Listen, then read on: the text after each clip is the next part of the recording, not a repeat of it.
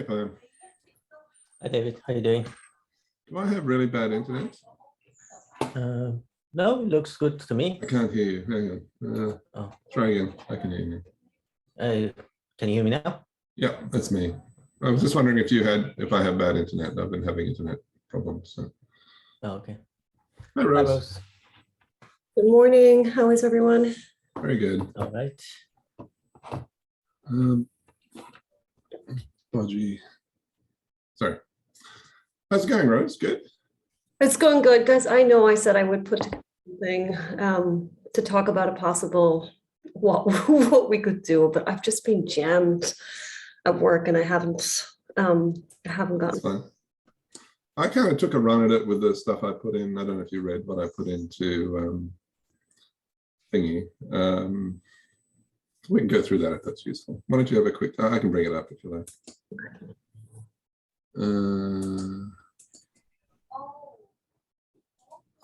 Where is it? Yeah, this is the post I put in. So I was actually trying to get at what you were talking about last time, Rose. So you can just scan that very quickly. Okay.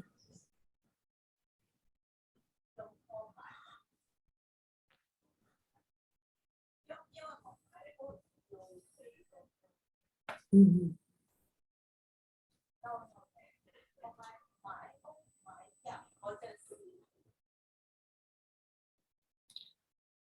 Yeah. So yeah, so that was my interpretation of what you were trying to get at, as I understood. Morning, Rob. How are you? Good morning. Hello. Yeah, so the picture kind of captures it. Basically, this is actually related to something I've been working on with Rob, which is the idea of regime changes. Is a regime change just a change in the data or a failure of a system to be able to control its synthetic invariance to the point where essentially the variance is so great in what it's trying to control that it can't control it anymore, and it basically loses control and you go through a regime change. So I'm trying to understand regime changes from a few different perspectives. One of them is that you have a feedback loop that somehow fails, right? It can't, some exogenous or some buildup or some accumulation of something causes the system to essentially lose its capacity to control an invariance. And then the system kind of goes through a regime change at that point. Rob, does that make any Sure. sense? I mean, that's consistent with it. A simpler version of pretty much the same is you've got a parameter that toggles on and off. Sometimes it's on, sometimes it's off. When it's on, you're in one regime. When it's off, you're in another.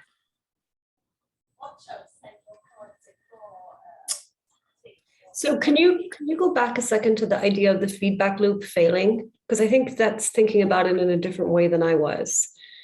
So you're talking about sort of the ability of the system to hold itself starts to fail. Like it's almost like a scale issue or something, we might think of it. So deep learning is this kind of very passive thing where there's, like in physics, we go and measure the universe, we point a telescope out into space and we measure some stuff that's far, far away. Mm-hmm. And we have no effect on it, right? We have no ability to affect it, and we're trying to understand the data that's given. Mm-hmm. Okay, so that's not a feedback loop. Okay, right. And we can detect invariances in systems which in which we are not a participant in the feedback loop. Okay, so that's one kind of deep learning, and it's very powerful. And I'm not saying there's anything wrong with it, it's very good. But there's another kind of the best kind, right? That's probably the best kind. Yes. When you're passively, if you can passively observe and not interfere, that's probably when you have the best chance of understanding. Right, because your goal is understanding. Mm-hmm. What I'm saying with a synthetic invariance is your goal is not understanding. Your goal is control. Mhm. Maybe understanding is a little bit overselling it. Your goal is prediction, not understanding. You don't understand anything using deep learning. Fair comment. Thank you. No. Once again, I'm trying to provoke debate, not quite dogma. So, okay. But my point is that are we trying to predict the underlying data generating process, or is it more efficient to try and predict the system that's trying to control it? Or is the system that's trying to control it part of the underlying data generation process? I mean, those two are pretty similar, aren't they? No, But that's what I was gonna say. Like, I think you can not fully understand the system, but be fully in control, and completely understand it and have no control. I think both of those cases exist. Yes. Mhm. And even if you understand it, you think, and you're controlling it, the piece that I find most interesting is then you've now become part of the system. Yes. And so you've changed the system, right? And so now you don't understand it anymore. Yeah, your choices become part of the system that you Right. can't hope to understand, I guess. Like that's the piece that's most interesting to me. And I think that's like, especially in medicine, because often I think we see these things and it's like, oh my goodness, that explains all of this, right? And then we take that, we learn how to control that particular thing. And then because we're so successful, that treatment then gets propagated to other people. And now it doesn't work anymore because you've changed the sample. You've changed your population by passing it along elsewhere, right? But you then refuse to understand that this no longer works because you never understood the bigger population or sample in the first place. What you observed was a tiny piece of something that you could control in this particular situation, but not in the bigger situation. Does that make sense? Mm-hmm. Makes sense to me. Pam? Yeah, it makes perfect sense. So, Yeah, okay, let's think of a simpler case. I don't know, there's a motor and you rely upon it to do something. And then it stops working. Okay, so you kind of went from one regime to another. Mhm. Now, okay, so suppose now you inject a some type of sensor that monitors this. And suppose that sensor says, gee, the motor is going to fail real soon. Okay, so now you in some sense have an inkling of what's going to happen, but the motor is still going to fail. Then I suppose the next level is you can say, okay, I'm going to have a backup motor. And if I get a signal that the first one's going to fail, I'll shift to the backup. that's right. Right. So, I mean, in some sense, you've kind of, you had a regime shift, but you figured out how to understand that regime shift. And so I might argue what you're doing in that situation is adding additional dimensions onto your model. sure. You're collecting and monitoring an extra piece of data and then taking action based upon that. Yep. And I think when we go understanding one extra dimension at a time, that seems pretty tractable. But a lot of the time, when you notice something is broken, trying to identify what's your latent variable here, and are there multiple? Like that can add a whole other exponential amount of complexity to your system. Yeah. If you don't know the regime change is going to occur and you don't have a sense of what might drive it, yeah, you got problems. Mm-hmm. And so a regime change of a different order will occur. It's a regime change that of which you are not in control. Right. Which is why your whole thing, David, about switching to a different set of rules, like maybe when that happens, you then need to change to a different level of abstraction and try and reframe the problem a little bit to understand what these new dimensions are representing. With the goal of regaining control. With the goal of regaining control. Yeah. Right. Maybe once you do that, then you can come up with a single, like, yes or no coming out of the bigger system that can then switch you to a different model.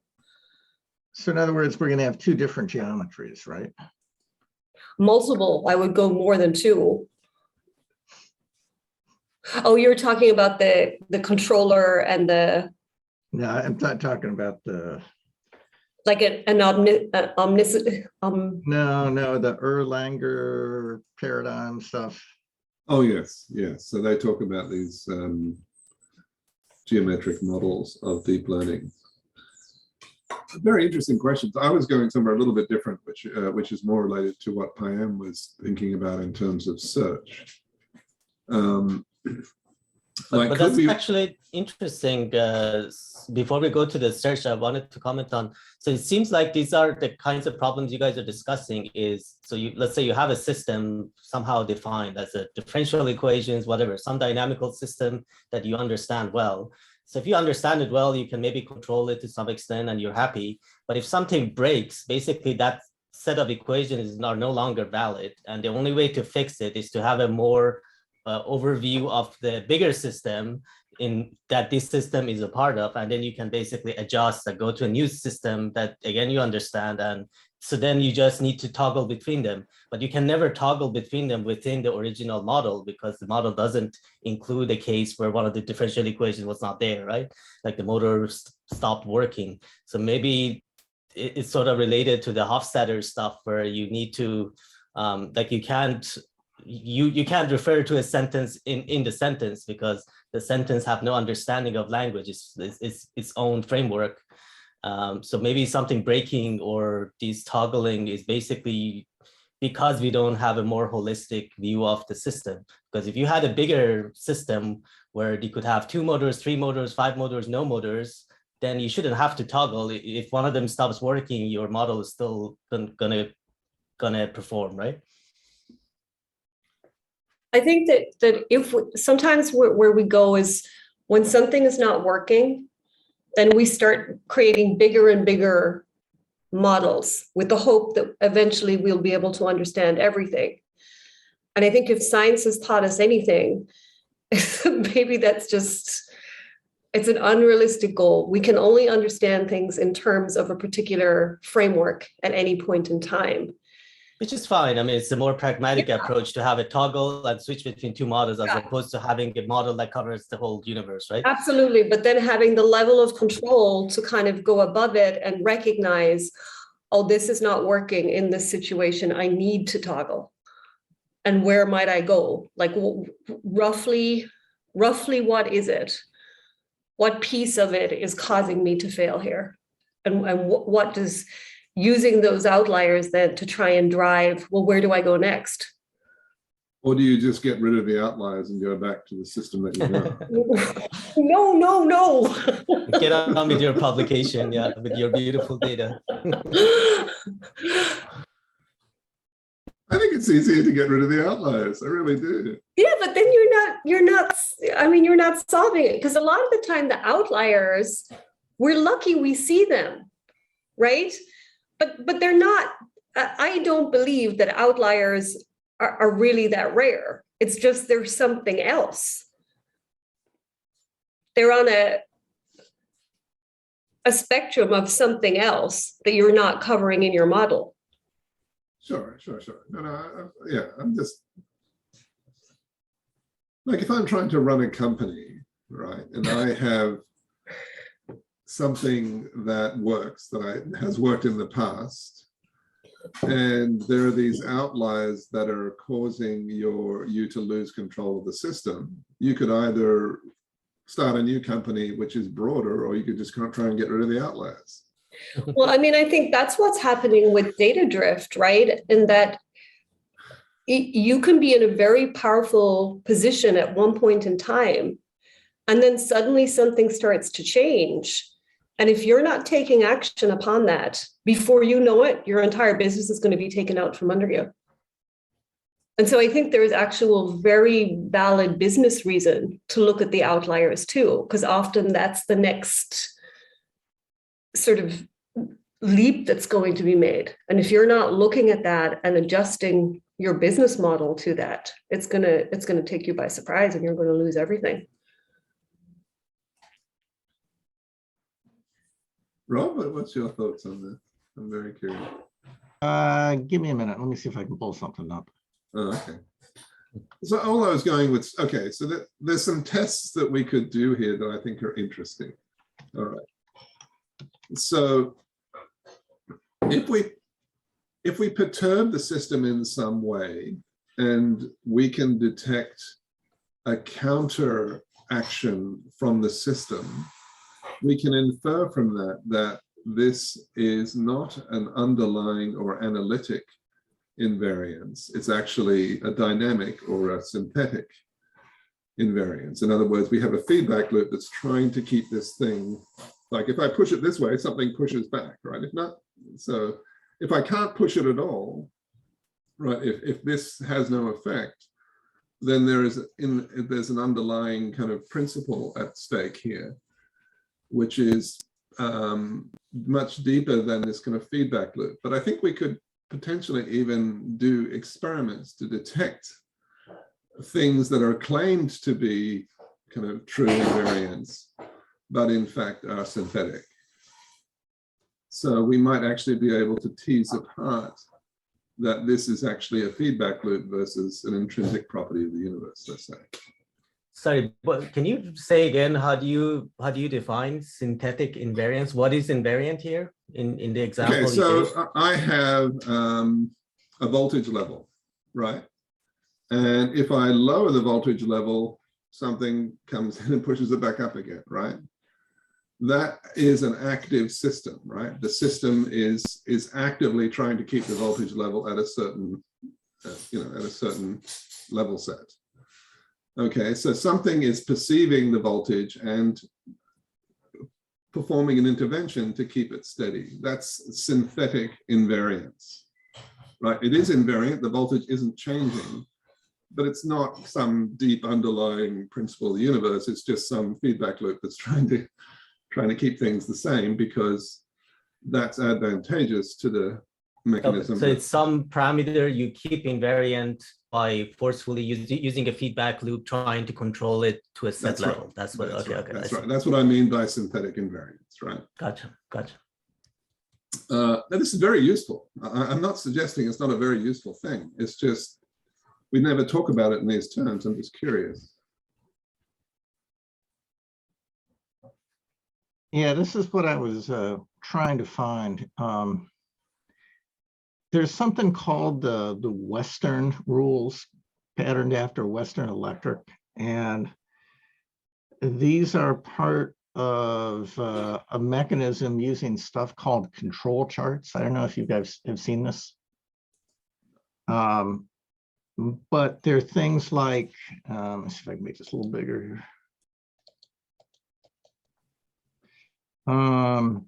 You've got a upper control line and a lower control line. So if you're above that, then that's a signal to start paying attention. If you have a 2 sigma line and you got 2 points above that, it's again a signal to pay attention, or 4 out of 5 points above a plus or minus 1 standard deviation line. Mm-hmm.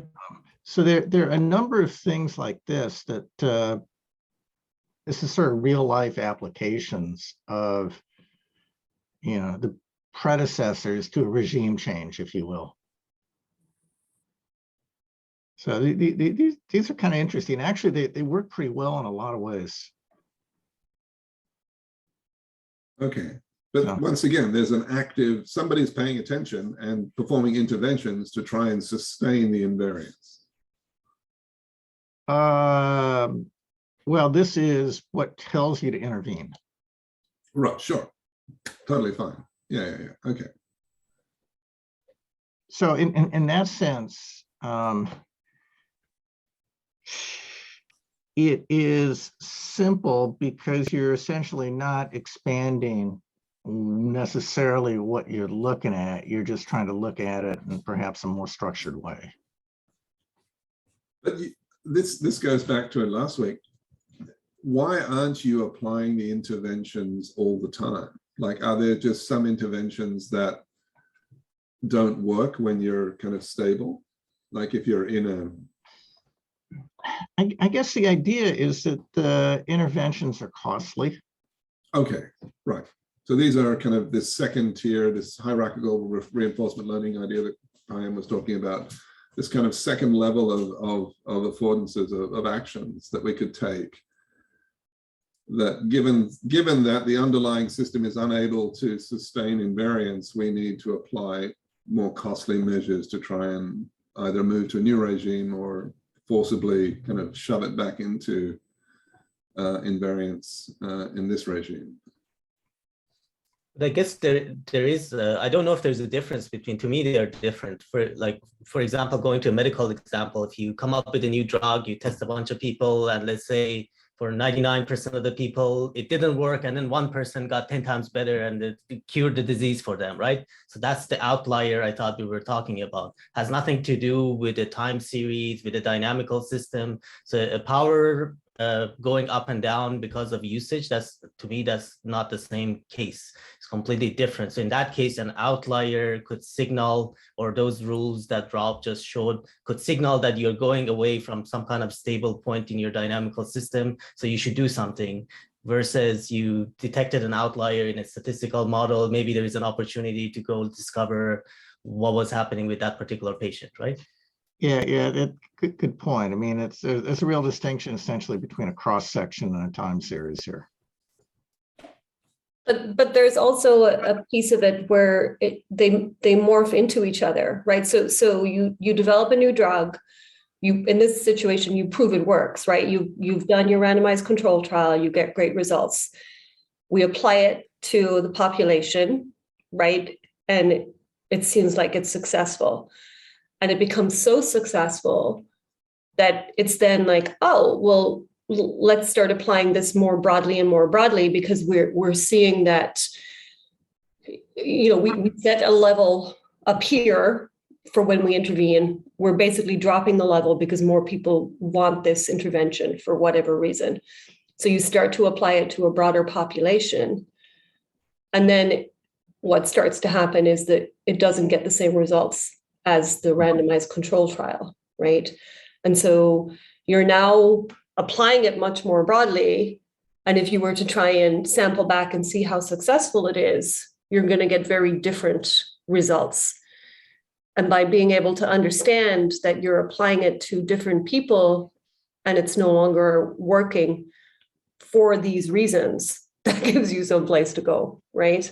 That you might need to So switch. would that point to the fact that maybe your randomized control trial was not big enough, or was not, because that's the whole purpose of the randomized control trial, to be randomized so that it shouldn't change substantially when you go to a larger. So this is what's interesting about medicine, in that it's not like you trial things across the whole population, right? Mm-hmm. You only trial a medication on somebody who has a specific problem.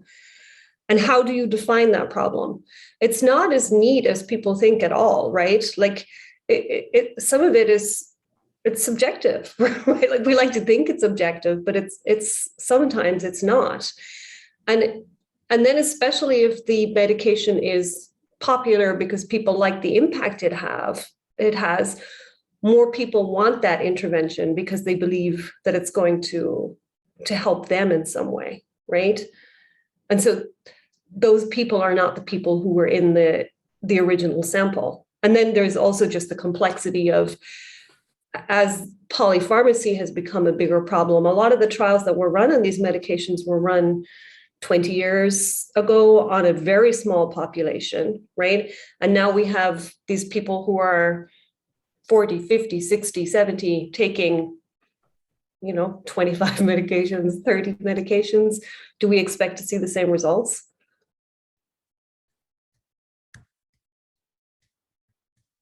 Wow. So randomized control trials in medicine are very different than a random sample if you are, I don't know, looking at something physical or.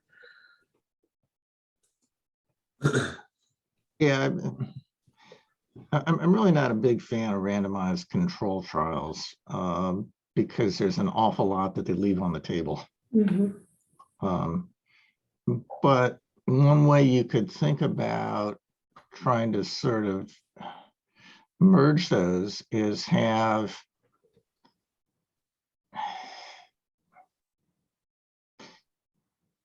variables capturing essentially the phenotypes and have those as explanatory variables. And then from that, you might see, yeah, they're going to work for some phenotypes and not for others. How do you define the phenotypes? There's infinite number of them, right? Well, I mean, if you're developing a drug, you get an idea of the target population. So it's going to be people with a generally a particular type of characteristic, some gene defect or, some disease or something like that. So gene is one thing, some disease. Some disease, yeah, very precise. Yeah. Right, that's where it gets really messy, especially when we make up the diseases, right, to some degree, right? It's some categorization that we've come up with based on some set of observations. And so, yeah, I think it works better when you're talking about if there is anything truly objective, but if you can get to objective. I'm curious, sorry, David, No, I was just going to ask Rose, do you know anything about, I've heard, I don't know what the actual term is, but kind of like dynamic randomized control trials where midway, depending on the results, they change what they're trying to test? Yeah. Are those any good, or is that an improvement? I don't have enough experience. I mean, I've seen them do that. They've done that for a long time, actually. I've even seen that with some of the pyrite studies that I looked at, that they'll take a group of patients and they'll do something for example, 6 weeks, and then they'll flip the populations midway through and do the opposite and see what happens. Yeah, the other thing I have seen in some cases is, I think, what's termed an analysis of covariance. Basically, in my view, it's kind of a sensible attempt to get at the impact of medication. So you've got a dummy variable representing a treatment group on the right-hand side. And you also have other explanatory variables on the right-hand side. So basically, you're controlling in the model for certain types of dispersion, certain types of variation in your underlying patient group. I mean, and from what I've seen, that's mainly age, sex, things like that. Is that what you're thinking, or something else? I mean, those are certainly big components of it, yeah. But that's the problem, right? I mean, Perl has a bunch of examples where you can control for the wrong thing and get the opposite effect, like trivially, right? You can generate examples, and usually you have no idea which things to control unless you have a good physical model of your whatever drug or your model. Well, I mean, when we look at a random control experiment, that is essentially a regression on a dummy variable exclusively. And, the R-squared from that regression is going to be, I don't know, 0.02, 0.05 if you're lucky. And you're going to say, gee, it's statistically significant, and it is, but it also means that 90+% of the variation in your outcomes is not being captured at all. And you're just sweeping that stuff under the rug. So that's the flip side. And this is where I was going. Maybe it's okay, just bear with me, to sweep that under the rug and say, okay, we're going to bound this, right? We are going to enforce a synthetic invariance. We're not going to say that this works for everybody or everything or solves world hunger. We're just going to say, okay, in this context, it works. Well, okay. And so don't use it outside this context, right? That's a different, like, these are negative. You can view this in a very negative light. Oh, feedback, blah, blah, blah. Sure, and that's out there and we can't control for that. But can we use this in a positive way? Can we say, okay, I can't build a machine learning model to cope with patients who have 64 medications directly, right? But what can I, to use Perlian's control mechanisms, what can I essentially synthetically kind of make invariant to reduce the problem size to something that is tractable? Why did you say you can't do it with machine learning? Because I feel like if you can't do it with machine learning, we certainly can't do it. Like, as people, we just don't have the capacity to even try to do it. Whereas it feels to me like at least we can use machine learning to try and validate our theoretical models or our explanations, and then see if we are seeing significant chunks of the population fall outside of that and we're not getting the responses we expect, right? It's by identifying the invariance first of all, and then trying to explain that we really learn. I guess my point is that we're not trying to learn. We're just trying to have a positive effect that we understand. So this is an exploitation strategy, not an exploration strategy. Oh, I guess I'm advocating for an exploration strategy. Right. And so the final point I was trying to make is could we blend them? Could we have an exploitation strategy that kind of nibbles away at the edges to see if this is more broadly appropriate? And if it isn't, then it runs away and says, oh no, that's, it didn't work. But can we set up a system that is constrained, that we're forcibly using feedback loops and we're saying, it's inside this box and that's the maximum limit that it goes to. And then we can slowly, using reinforcement learning, try and make that box a bit bigger, or find that we can't make it bigger over here, so we're trying to go around it. Mm-hmm. But yeah, exploitation is the point, right? We're not doing this just to explore. Right. Yeah, I guess for me, we're automatically exploiting to begin with, for the most part, right?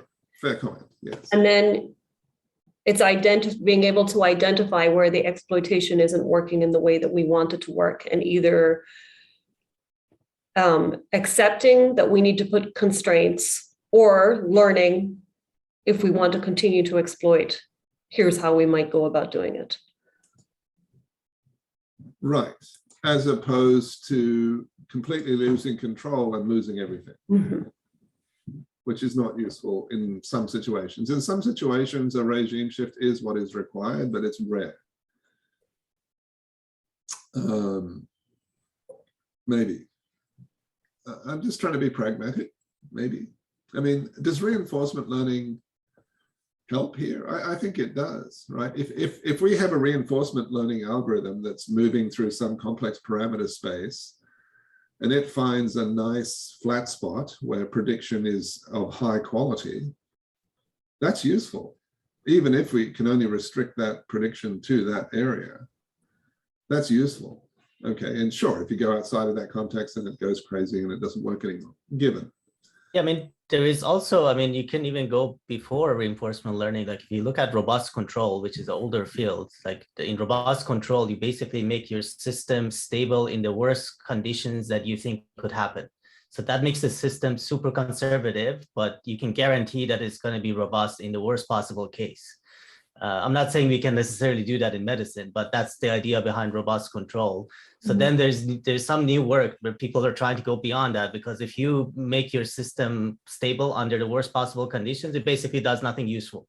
It's just sitting there scared and it doesn't want to take any action. It's just trying to be stable. And then reinforcement learning is sort of like a cowboy on the other side, just wants to maximize reward at all costs, doesn't care whether everything breaks or goes out of stability. So the idea, I think, going back to your point, David, like, is to balance the two, to basically recognize whether you are, for example, they've used this for flying drones in jungles. So if there is no wind, like the classical controllers are really effective. You don't need reinforcement learning. They can perfectly control, guarantee everything works. But once the wind condition picks up and there's random wind, there's turbulence, then you need the reinforcement learning agents to come in and do better, try to keep the control and still perform.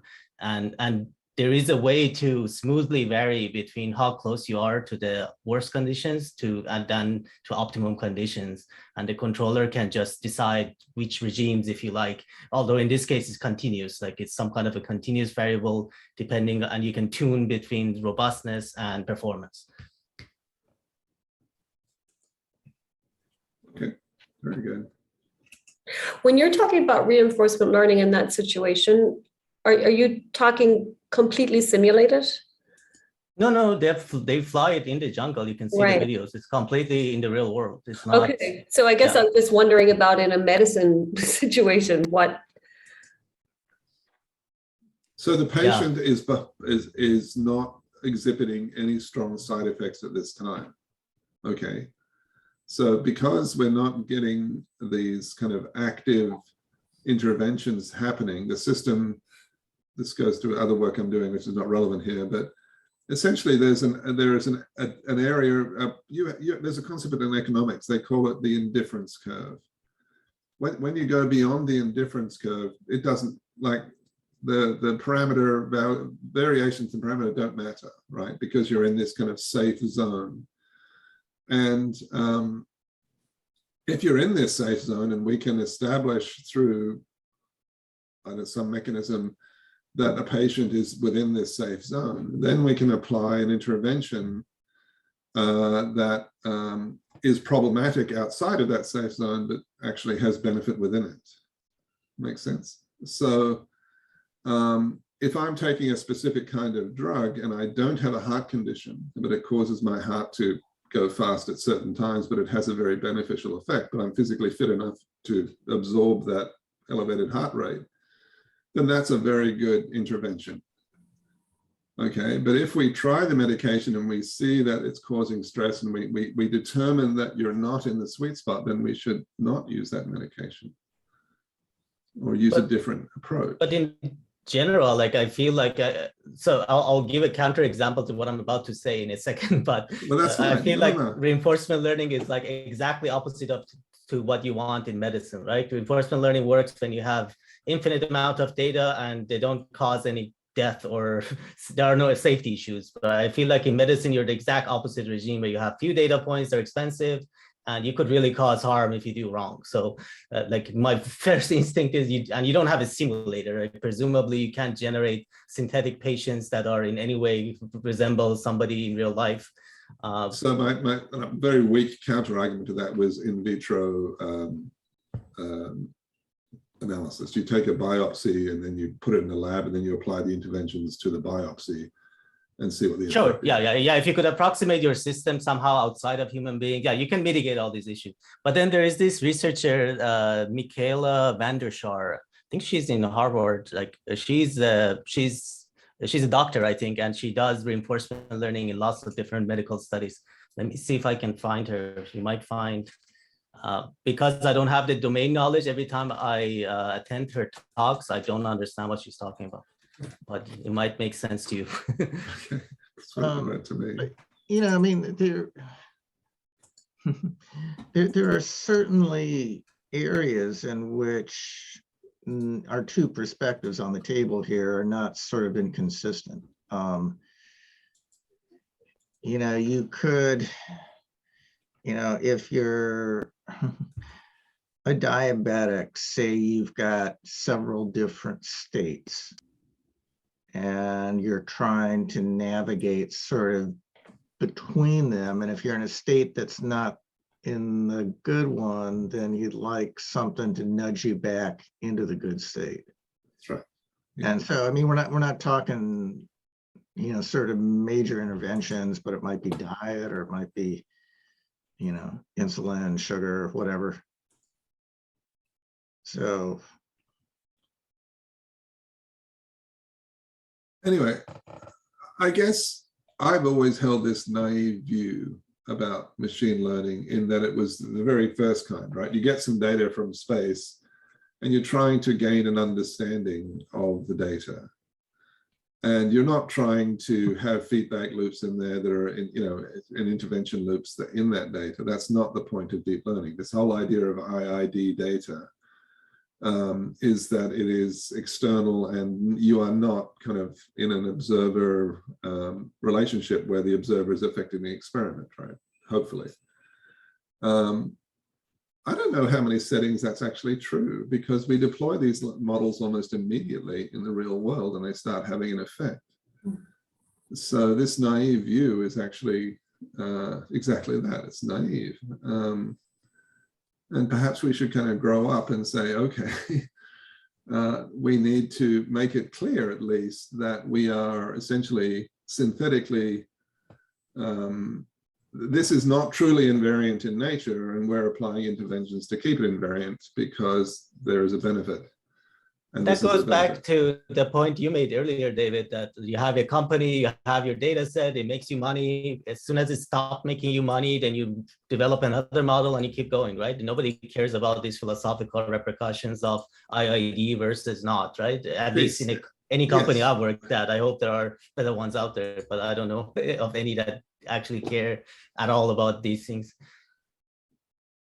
Yes, but that's kind of the state of the world, right? And so we can either say, oh, you know, they're bad people. No, they're just people, right? And that's just the way it works. And we have. So any model like you come up, like assuming IID, even though that's not strictly speaking accurate, it's going to work for a little while. But the point is, I guess you get into these vicious feedback loops where it gets worse for everybody over time, right? That's what we're trying to avoid. But I guess game theoretically, it's impossible to set up a system where everybody comes together and like decides, okay, we don't want a long-term bad effects of our models, so let's do something. I mean, people use it for marketing, but at the end of the day, nobody cares, right? You care about your next quarter and whether your model is predicting more accurately than the next guy, right? So, yeah, I guess that's where I was going, was it's more of a regime, it's a way of thinking about this in a more grown-up way. You know, like it is magic when you go and, you know, you download Fast AI and you give it 20 images of dogs and instantly it can detect those dogs. Like that's just magic.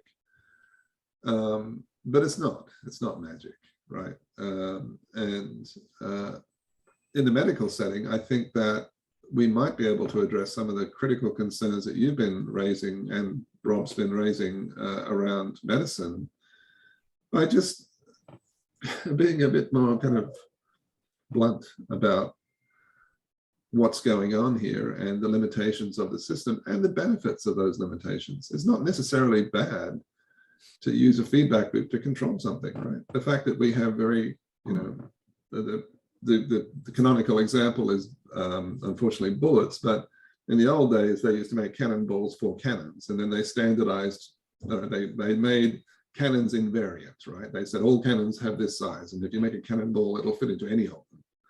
There's a big benefit there, and that's a very positive thing. But it is a synthetic invariant, right? It's just a man-made thing that makes the system more exploitable. The time scale of the, I guess, adverse effect of your intervention also matter, right? So let's say, Rose, you had a data set of some new drug and you gave it to whatever 1,000 people, and you released this competition that you gave away 800 of these points with the labels of whether it worked or not. Let's say it's binary, worked or not. And then you kept 200, and whoever came up with a model that worked well on the 200, you would give them a prize. Like, I think it's valuable to be able to predict whether, like, given a limited number of data points, what would it predict in the next, whatever, 200? I mean, the numbers I'm making up, but you can scale it any way you like. So I think that's already valuable, but that's another point to, okay, now if you go to 1 billion people, maybe the distribution will change and maybe that's not a good thing. So if you show your drug works, it could have the adverse effect that it's going to be used more in more conditions and it could cause problem. But I feel like that's a separate issue. Right now, it's wonderful to assume IID and predict whether your drug that you have a data for 800 people, whether or not it's going to work for the next 200 or not. Isn't that already valuable? Like, I don't think we need to think longer term than that at this point. Maybe something else goes wrong after that. Maybe it's a policy problem. Like, how do you use the drug in different conditions? Why do people overprescribe it? I feel like those are different separate issues. It has nothing to do with the models. I guess it's those separate issues that I'm interested in applying the models to, right? Like, Sure. you have a large data set of people taking these interventions that were deemed appropriate under a certain set of circumstances, but maybe are not appropriate in this set of circumstances. And it's the value of testing the assumptions of how we think something will believe and identifying, like, oh, this is not working like we thought it was. What can we learn here from this? Is there a way for us to discriminate against the patients by learning from the experiences that are out there already, as opposed to ignoring the patients when they're saying it's not working for them? Yeah, I mean, I think that's a really important issue. I mean, 2 examples would be prednisone and opioids. I mean, there are a ton of examples. The thyroid stuff that I did, like, there's a control system where they're changing this one hormone level so that it looks like you're perfect, right? But it's not actually having downstream effect. There's a break in the causal chain there. And so the thing you're testing, it looks like it's perfect, but it's not actually having the causal impact that you expect it to have. And patients have been, complaining about this for a long time. And it's just, we don't want to hear about that, right? And so there are so many examples of that. And I think we now have the data to try and understand those issues and discriminate amongst those patients and come up with new explanatory models of, oh, it will work in this situation, but not in this situation. Some of that can be phenotype, but it might be other things too. So maybe we need like more like meta studies to go back and look at all the data that has been accumulated over the years using different things and then draw new conclusions. Is that a solution?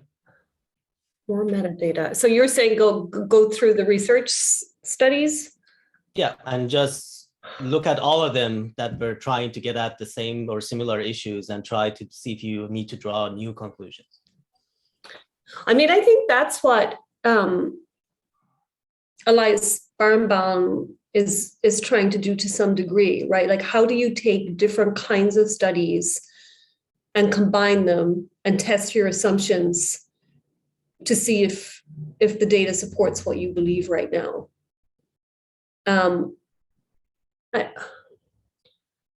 I guess I'm of the opinion that a lot of the studies that are out there, they've been gamed, right?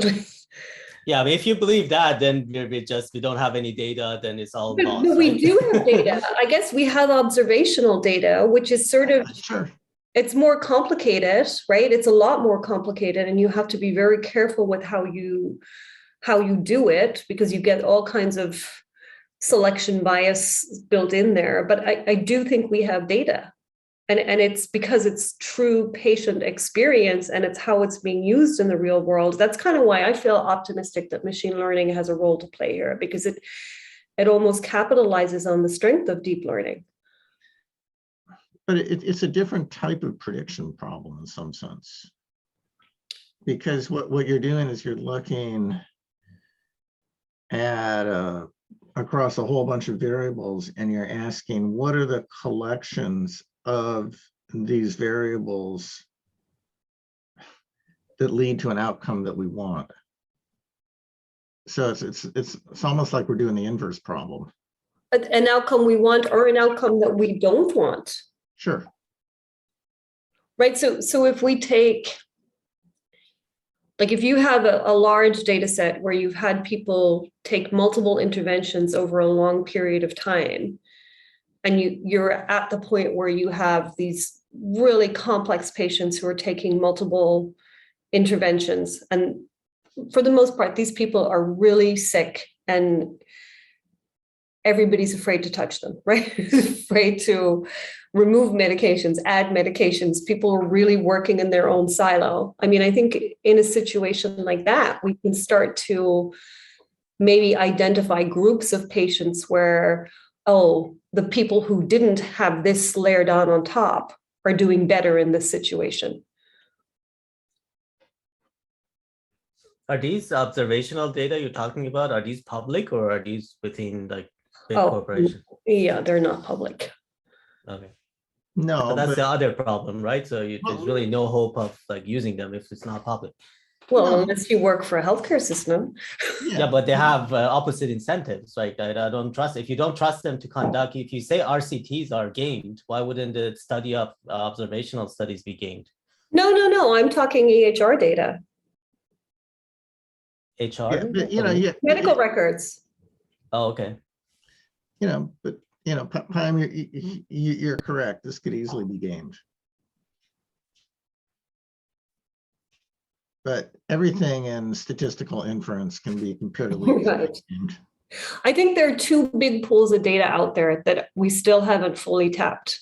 Medical records, which I think are constructed to some degree to support the paradigms. But when things go badly wrong, I think there's enough data there to be able to see that. And then there's patient-reported data. Like, patients know a lot about their own conditions, and that's not really being tapped. No. And I think it's still slightly less polluted in terms of supporting a particular paradigm. I mean, unfortunately, it's becoming more and more polluted because what we were talking about last week, where pharmaceutical companies are now targeting user support groups, et cetera, to try and influence the patient to request particular interventions. But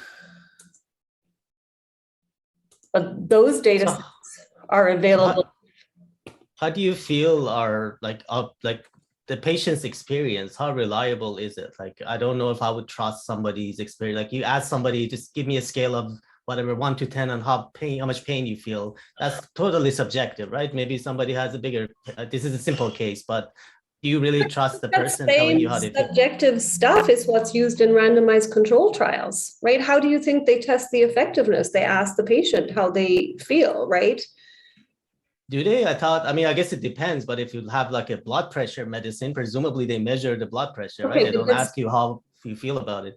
Yeah, I mean, so again, it's different things that we're trying to measure. But I mean, at the end of the day, as far as I'm concerned, it kind of is the patient's subjective experience that's important, right? Does just give them opioid and then it's all good. Well, but it's not, right? Like, if it was, that would be fine. And I mean, I think that's a lot of the time why doctors give opiates is because they want their patients to feel better. But like, if in the long run, you're not helping people, that's not. I mean, that's a more fundamental issue, I think. Like, medicine is just heavily, like, not medicine, but pharmacy is heavily incentivized to come up with things to deal with side effects or with symptoms, not to cure you. It's totally against the business model to cure everyone of diabetes. That's going to cost them billions, if not trillions of dollars, right? I mean, I don't want to sound like a conspiracy nut, but I mean, why would anyone spend like $1 billion researching how to cure diabetes and deprive themselves of like future dollars, right? Like, that research program will never happen, right? No, I mean, I think you want to believe that there are scientists and physicians and other people out there who did not get into medicine for the money.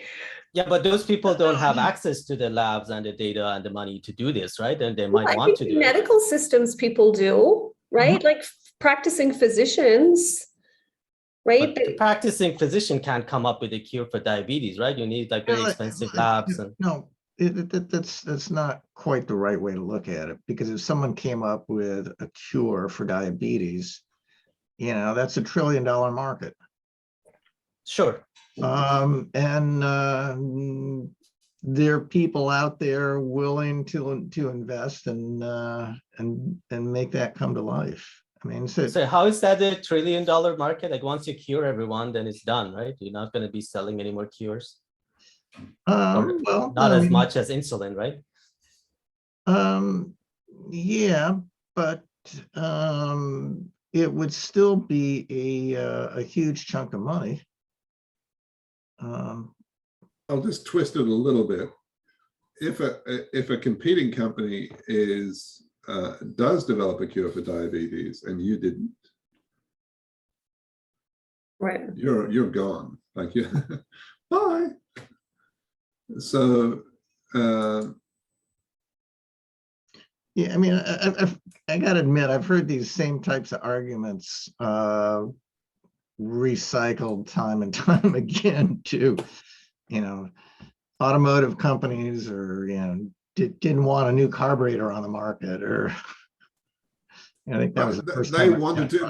This is the kind of the point I was trying to get at the very, very beginning, which is they are trying to apply interventions to avoid change, right? They're trying to enforce synthetic invariance so that their company continues to do well, right? Because they know that their company will do well under these conditions. And so they will actively intervene to prevent those conditions from changing.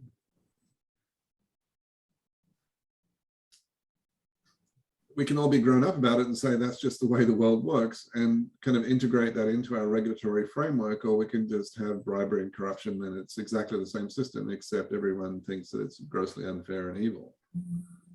Yeah, I just don't see it being any different than all the other tech companies, right? Everybody likes the subscription model. Nobody wants to sell you one thing one time. Like, even if you're like taking notes on your tablet, they want you to pay $8 to have access to those notes, right? Every month.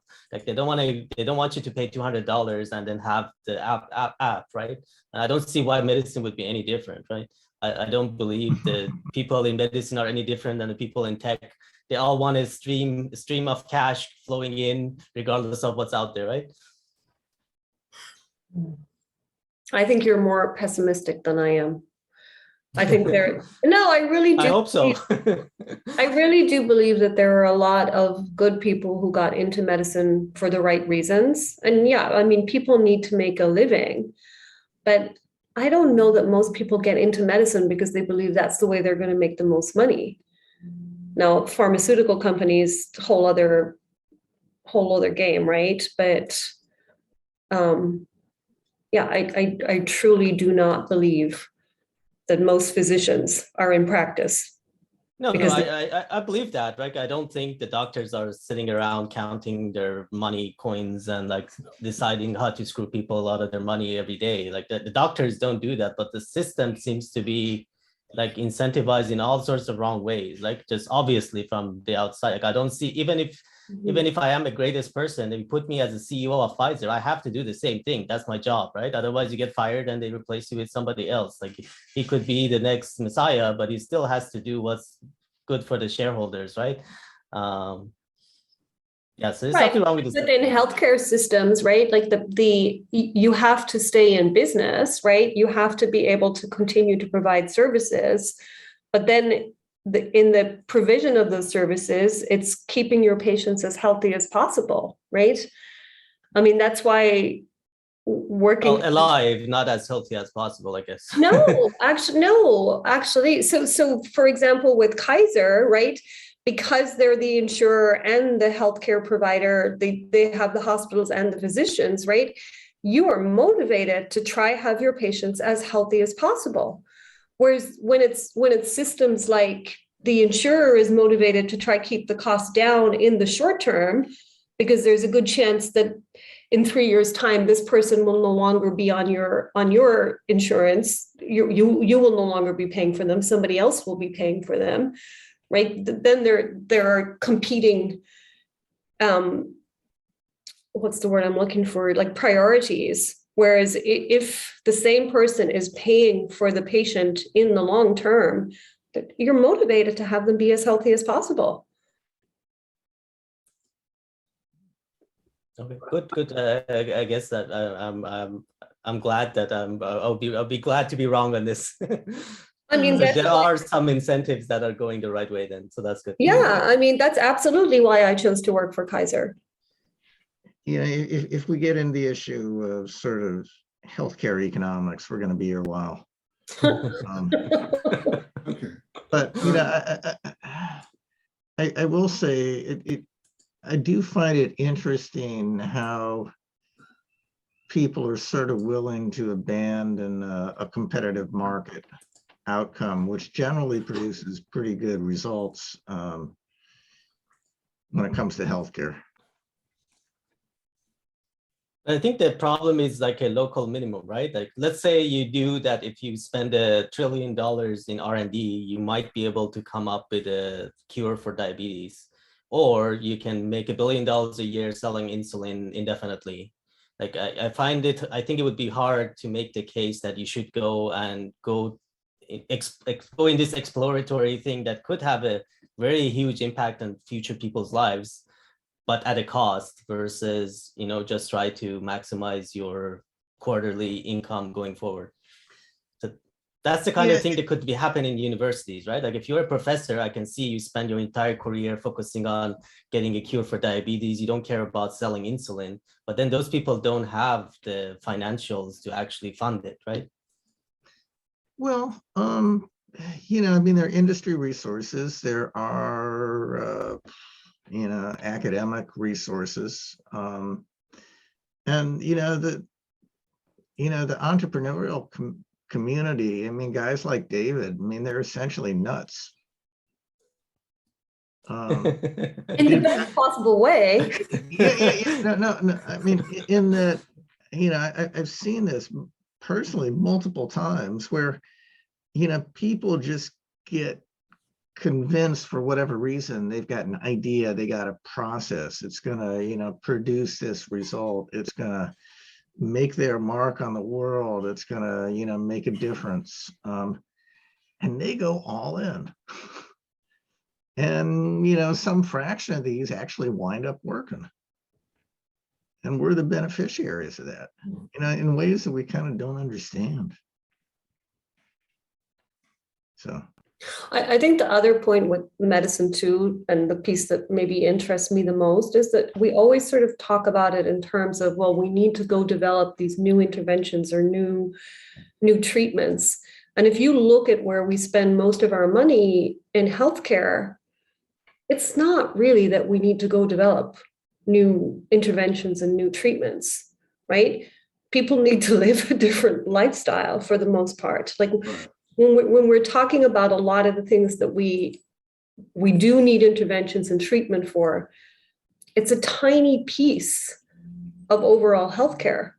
Like, where we spend 80% of the resources right now, it's on chronic disease that doesn't need to be there in the form that it's in. And these are strong words, and I recognize it's not necessarily like this, but every intervention you take, the worse you're making the problem in the long run, right? We have to be far more selective about the interventions that we use. And unfortunately, the narratives and the market forces that are there right now, it has caused people to believe that there are these silver bullets. Well, if I can just get my hands on this intervention, it's going to make my problems go away. And for the most part, that's just not true.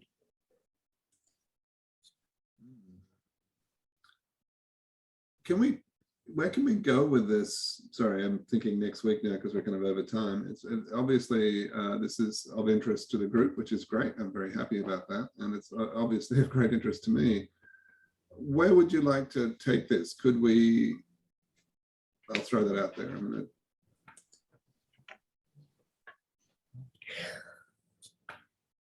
I'm liking this idea of being able to identify the outliers that are showing us some sort of variance in the system, that we should be looking at. And I think this combined with the search idea feels like there's value there to me. So I don't want to explore this now, but where I was thinking about, like when Payam mentioned he was interested in search, that kind of triggered a whole bunch of things for me.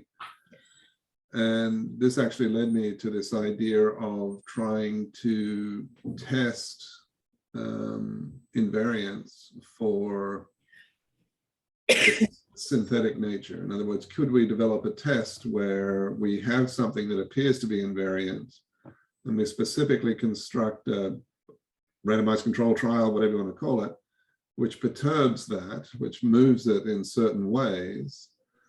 And if we see an exogenous thing kind of come in and push it back again, then we can say, we don't know what that thing is, but we can at least establish that this is not a kind of an underlying, or to use Kant's term, analytic invariance. It is in fact synthetic. And we just think that's not bad. It's just information that we didn't have, right? So like, why am I here? Like if I try, oh, okay, the reason I'm here is that every time I try and move away from here, some exogenous thing kind of pushes me back, right? And so, okay, I've lost my freedom. Okay, at least we can establish that there is an actual intervention that's pushing you back, not just, you know, you're at the bottom of a well. Maybe it's the same thing. I don't know. It's just, to me, there's a difference between a feedback loop and a stable system. Like it's,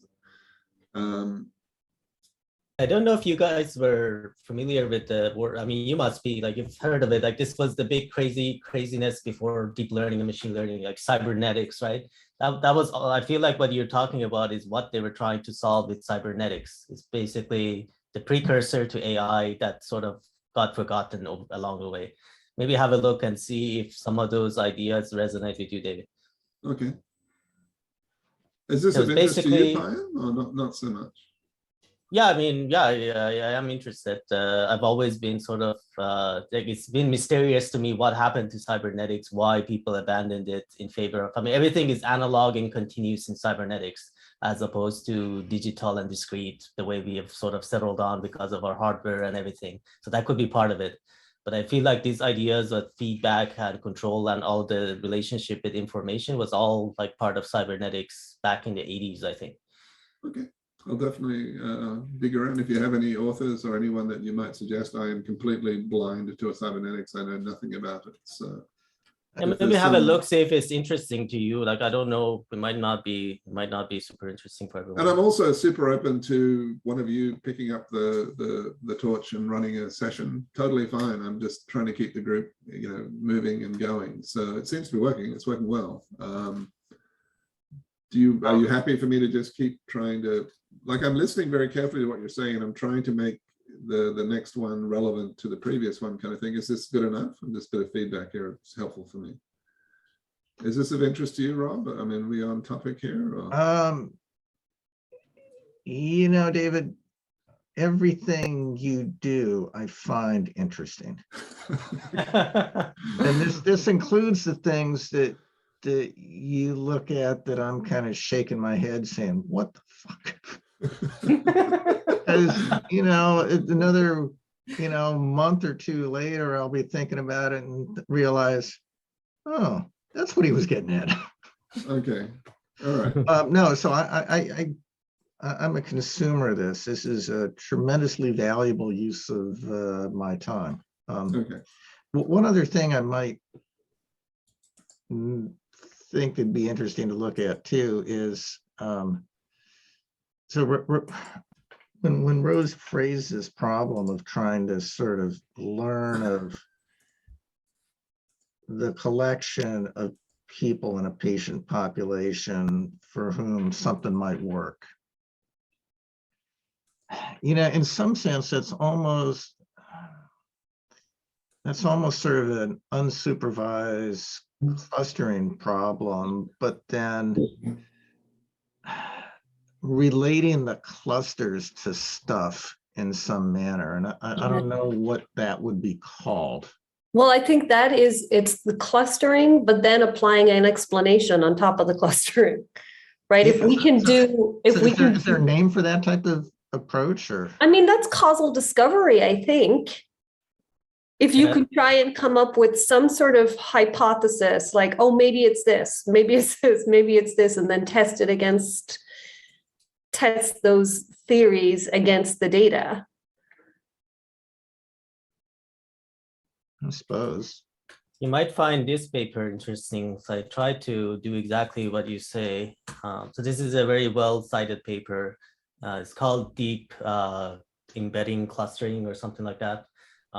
So basically the idea is you do the clustering, but you do it in a loop. You cluster and you try to learn something about that cluster and relate it to some label that's weakly labeled. And you do this in a sort of loop.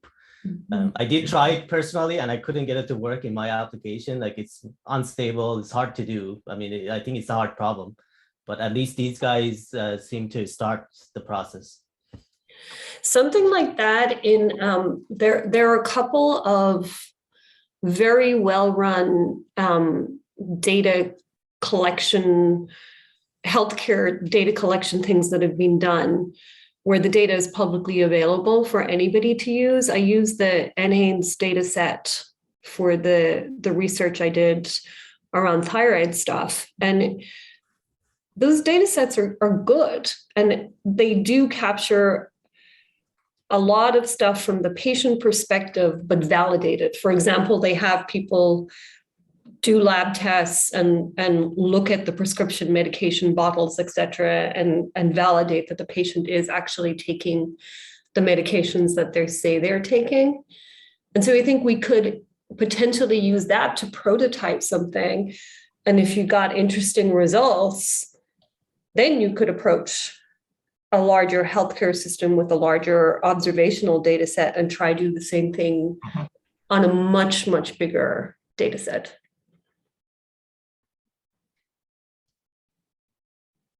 So when you say you couldn't get it to work, was that a technical problem? Or was that the fact that your data didn't exhibit the necessary characteristics for this approach to actually yield benefit? Do you know?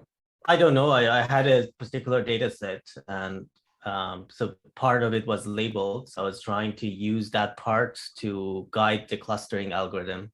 So Rob, if you want to look for keyword, I think supervised clustering is what you're looking for. So supervising means you have some kind of some idea of what the clusters should mean.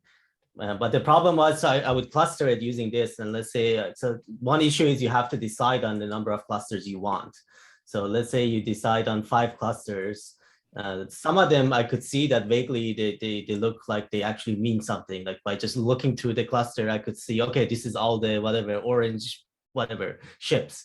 But then some of them, they're a mix of different things. And I couldn't figure out what would be the name for that cluster or why they're clustered together. So it's kind of very subjective. It's hard to always relate it to what you know. It could be. I mean, this is not a healthcare application, but I mean, David and I have been looking at some of this stuff in financial data. Yeah. And it'd be fun to take some of these approaches and apply that to that. Were you able to access that data set? I'm still thinking about what I'm going to, stuff. Yeah. But no, I have it on my local hard drive. It is in Excel format and I don't have Excel on my machine. I can load it up. I have it licensed. I just haven't loaded it up yet, but I should be able to get access to the data. I was just trying to come up with a mental frame to even approach it. That's all. Also, I mean, okay, so the structure of the data is it's a year's worth of daily data for S&P 500 companies. And they're like, I don't know, 150 different measures of something called liquidity, which approximately means how easy is it or how costly is it to trade a stock. And one of the things that we were interested in is determining if there were sort of clusters of when it was easy to trade something and hard to trade something, and then whether you could predict those clusters. So in other words, can I predict that, tomorrow or next week or something,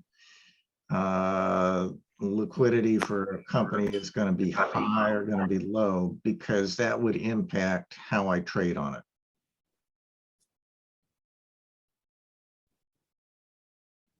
Okay.